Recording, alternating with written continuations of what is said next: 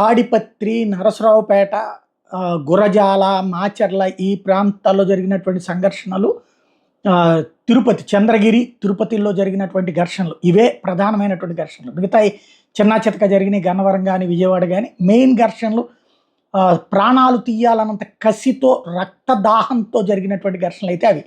ఈ ఘర్షణలకు సంబంధించి ఏర్పాటు చేసినటువంటి స్పెషల్ ఇన్వెస్టిగేషన్ టీం అయితే చాలా కీలకమైనటువంటి పాయింట్స్ని రైజ్ చేసింది.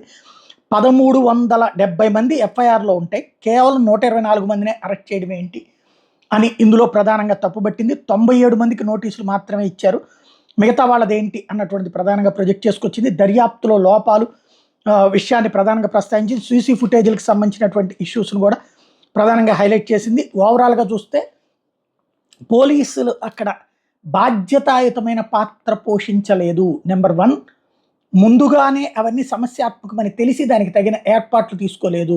ఘర్షణ ప్రారంభమయ్యాక రాజకీయ ఒత్తిళ్ళకి తలొగ్గారు. ఈవెన్ అరెస్టులు చేసే సందర్భంలో కూడా రాజకీయ ఒత్తిళ్ళకి తలొగ్గారు. అలాగే ఎఫ్ఐఆర్లో పేర్కొన్నటువంటి వాళ్ళని పట్టుకునే ప్రయత్నం కూడా చేయలేదు.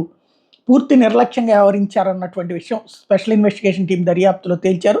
ఇప్పుడు దాని మీద శాఖాపరమైన చర్యలు ఏముంటాయి, అదే సందర్భంలో నెక్స్ట్ స్టెప్ ఏముంటుందనేది చూడాలి.